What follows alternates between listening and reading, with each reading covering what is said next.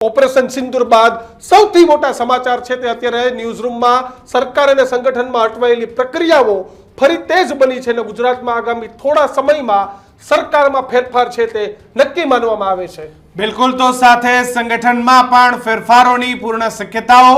છેલ્લા ઘણા સમયથી ગુજરાતમાં સંગઠન ફેરફારની વાતો, સરકારના મંત્રીમંડળમાં બદલાવની ચર્ચાઓ તેજ।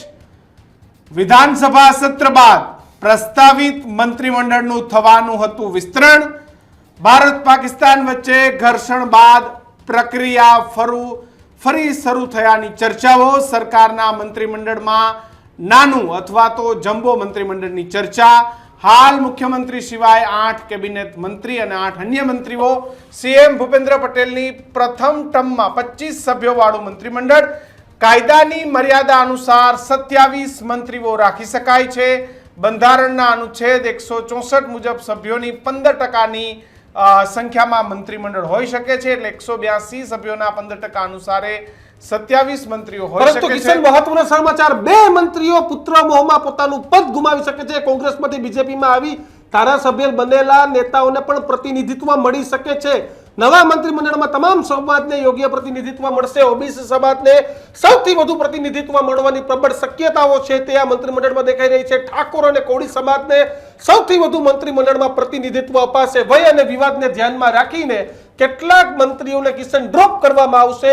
ભૂપેન્દ્ર પટેલની સરકારમાં જમ્બો વિસ્તરણ છે તે હવે નક્કી માનવામાં આવી રહ્યું છે। તો 2 થી 3 મંત્રીઓ બાદ કરતા તમામ પડતા મુકાશે તેવો પણ કિશન સૂત્રોએ દાવો કર્યો છે। બિલકુલ, એટલે કે હાલની સરકારમાં રાજ્ય કક્ષાના જે 2 મંત્રીઓ છે તેમને કેબિનેટનું સ્થાન મળશે।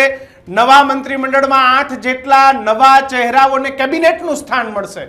સીએમ ભૂપેન્દ્ર પટેલ પ્રથમ મંત્રીમંડળમાં જેમના 25 મંત્રીઓ હતા, 10 કેબિનેટ, 5 સ્વતંત્ર પ્રભાર અને કુલ 14 રાજ્ય કક્ષાના મંત્રી હતા। નવું મંત્રીમંડળ 25 થી 27 લોકોનું હોઈ શકે છે।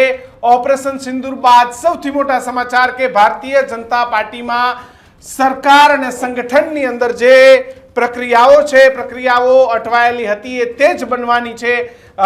ભૂપેન્દ્રભાઈ પટેલ કે જેઓનું મંત્રીમંડળ છે, ભૂપેન્દ્રભાઈ યથાવત રહેશે અને નીચેનું મંત્રીમંડળ એ આખું બદલાઈ જાય તેવી પૂર્ણ શક્યતાઓ છે। માત્ર 2 થી 3 રાજ્ય કક્ષાના મંત્રીઓ છે એ રહે તેવી શક્યતા છે, એમને કેબિનેટનું સ્થાન મળશે।